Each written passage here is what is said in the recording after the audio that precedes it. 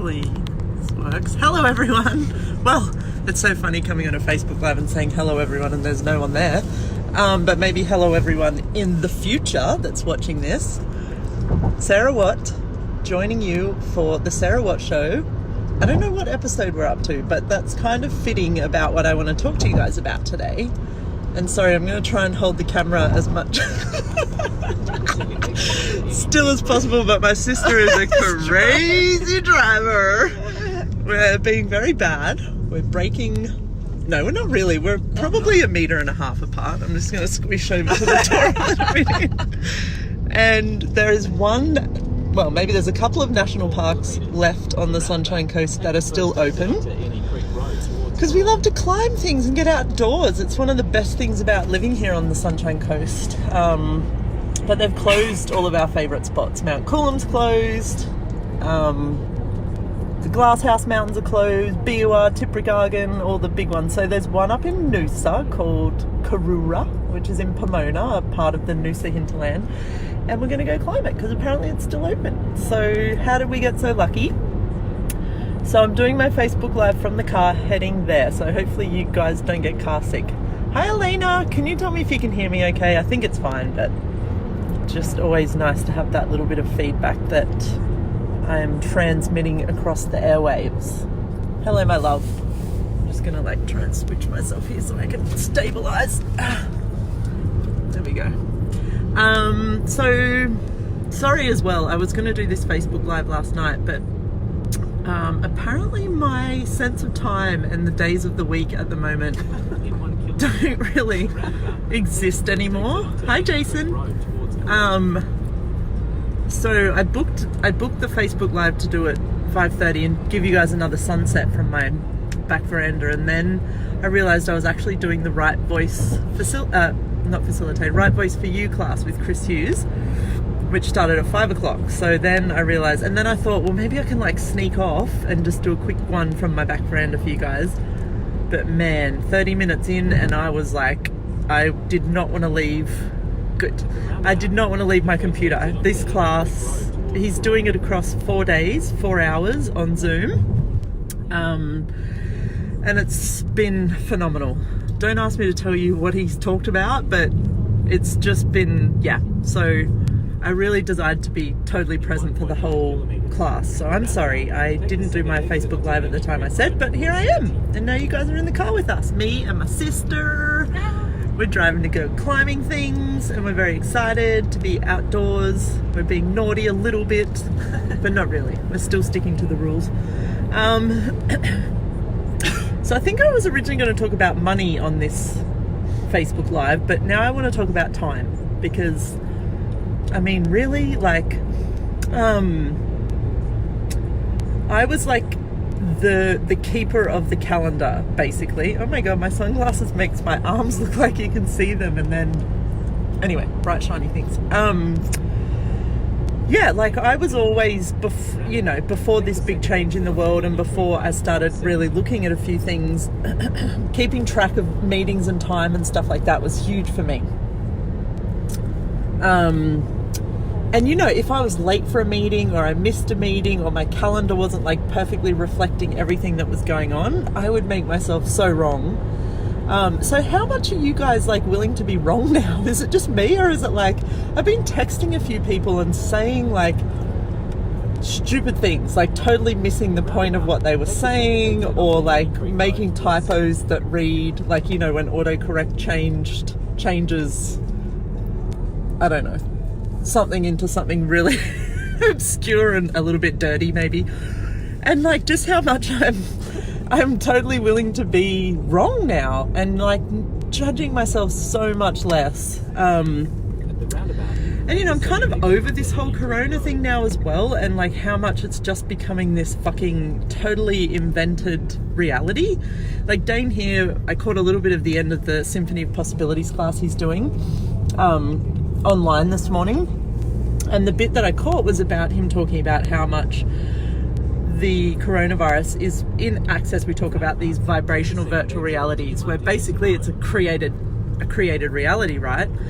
All of the way the world is responding to it. I mean, it kills less people than the common flu.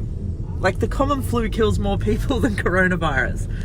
Poverty kills more people than coronavirus. Like, it's just kind of ridiculous in a way. So whatever that is, and I mean, it's not even to make it significant, but where can we be the ones that, like, you know, push forward to start breaking some of this crazy fucking insane shit apart? And yeah, what can we change just by demanding to not buy into the bullshit that everyone is talking about with it as well? And also demand that, like, whatever it was here to create, for me, it's definitely created. I've jumped into a space with myself that I'm so grateful that I had this time at home. And it's not even like, let's open the borders and all start traveling again, but this whole thing of, like, Australia just announced another 4 weeks of lockdown. It's like, it's boring.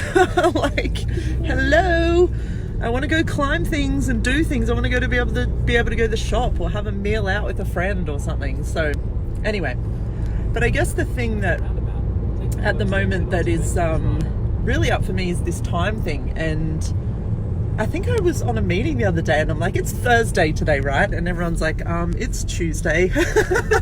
And I was like, oh, like, yeah, like, where can we also, well, for me, grab all the parts of that this is broken apart and start breaking them apart even more? And that includes all of the crazy insanity that they're trying to hold in place around this too. So in Access, we talk about fracking the insanity, which is like, when you frack something, it's like with an actual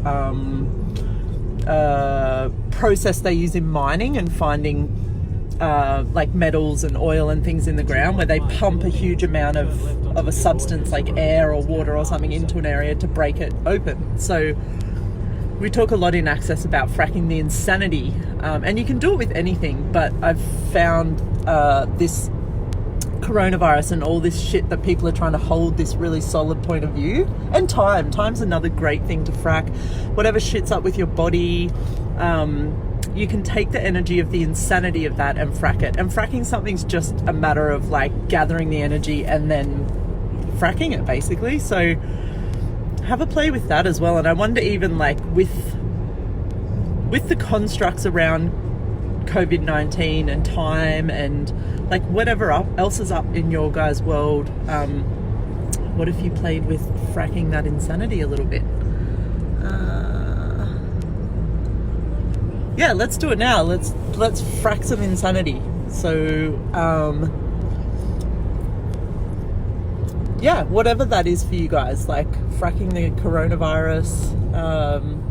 I wake up in the morning and do like 30 while I'm still in bed. But anytime during the day you can do it. So I say go nuts. And I don't really know what else I want to talk about with you guys today. I'm very like empty in the head, which is kind of nice. It's a nice place to be. I'm excited to go out into nature and have some time on a mountain and see the view and tap into the energy of the earth. And I also made a Facebook Live this morning, actually, which was really cool, from my bed. Another thing Chris asked us to do on the Right Voice for You class was to do something really bad, like do something badly. He said, I want you guys to make a video and do it really bad and put it on Facebook. So I would never have done this a little while ago. I would have fucking died before I made a Facebook Live, you know, no makeup, hair everywhere, just woken up, still half dark, in bed. So also, like, where are we not willing to be wrong and not perfect and not just show up as us? Like, also, what if now's the time to be how ridiculous we are? Like, I've tried so hard my whole life to fit into, like, not even cognitively, but just to know, oh, this is what people require of me. And we talked a lot about this on the Right Voice class last night. Hi Maria, hey Wes. About creating our reality based on what people, what people require of us. And yeah, I've totally realized, and have been realizing for a while, that that's basically where I've created most of the aspects of me and my life. Has been based on, you know, what my parents required of me, what my friends at school required of me, like what people required of me in my jobs, and even coming into Access, like really knowing how good I am at perceiving everyone else's universes and worlds, and being able to just go boom straight in there and know exactly what was required of me, which means I never have to actually choose for myself, and creating my own life and what that would look like. And Dane talked about, it's so funny when something's up in your world, the places where it will start showing up everywhere. And that to me is like, you know, that really clear awareness message that now's the time that possibly some of this is really available to be changed. And Dane was talking about this. He had two people on the SOP asking a question. One was translating for the other one. But they're actually in a relationship as well. They're a couple. And yeah, like Dane was talking about, what if you were willing to be you so much in the world that nobody ever, like that you were all alone, that no one ever wanted to talk to you again because you were so fucking weird. Like, how many of us is it our reality that we are, there is an energy that we're aware of as us, a place that we truly exist, but we never show anyone, like a place that you keep hidden but you know is there. Sometimes you let it out. Most of the time probably when you're alone, like, you know, in your house alone or in bed, or you go to that place of like truly being willing to be you energetically. It doesn't mean you're doing anything like in a certain way, but this place of knowing yourself but never being willing to expose that. Hey Rosie. Yeah, like what if now was the time to really be willing to have all of you show up, no matter what it looked like? And also knowing that that could change. Like, it's not like, well, I am this and this is how I will be in the world forevermore. But to know that the more you go on this energetic journey, or the journey of knowing more about you, or demanding to show up as more of you, then every day it might be totally different as well. And that every day everything is totally different, and nothing really ever shows up twice the same way. We might like to think it does, like we might be like, there's a snippet of that matches that energy, so it's the same thing, but it fucking isn't. Like, nothing is ever the same twice. Nothing in this world is actually predictable. It's just that this reality tells us that it is, because that keeps us in this like very linear path, this linear pattern of everything being created based on how you created it before, or how it was yesterday, or a slightly better version of that, or you do it a little bit worse, so then you know there's a problem that you can go and figure out and change and do it differently next time. Like, what if every day you just showed up and in every moment, in every 10 seconds, and was like, how much more of me can I be? What's truly required here? And what the fuck else is possible? Like, really, what's possible now that we've always known was possible, but actually we might actually have the balls to choose. Yeah, so I love doing these weekly shows with you guys, and I know most of the time also, like, I come on and just talk about random stuff, and I just want you guys to know, or whatever, probably more I want myself to know, that this is, for me, part of that. Like, not coming on here expecting a certain amount of people or expecting a certain result. Like, this energy now of just showing up in the world of Facebook, and talking about what's up for me contributes so much to me continually, like, breaking those hidden parts and pieces away and bringing them out. And also to acknowledge where you've already done that, and ask for more of it as well. Because a friend of mine texted me last night and he's like, oh, what's the biggest awareness you've had since being home? And I was quite vulnerable with it. I'm like, actually, I realized, like, I don't fucking know, like, fuck all about myself or who I am or like what I truly want my life to be like. And probably most people that meet me would not think that of me. They would be like, she's got her shit together, she knows she's choosing all this stuff, and I am, like, that's so true. But there's so much of me, like the true me, that I haven't gone there yet so much. And I've realized that like a lot of what I've chosen in my life has probably been to avoid that, actually. And it doesn't mean like my whole life's now going to be completely different, or it might be, but it's more about actually always having myself in the computation of things, of always having the place of not checking out of what I require, even when people's requirements of me is so fucking great, to be present with that, but to also stay in what's true for me and what I know I can contribute to myself and to the world. Where was I going before that? I can't remember. But yeah, like even just like I said, coming on here like and talking to you guys now live, thank you for watching, and anyone watching this in the future too, like yeah, what if we were all willing to just start asking the question of like, who the fuck are we really? And another thing I mentioned on, I think I did a Facebook Live yesterday about the relationship, Are You Sure You Want One book? And I was talking about a question or a quote Dane had in one of his calls recently, like, what I desire is to create a life that's a gift to the world.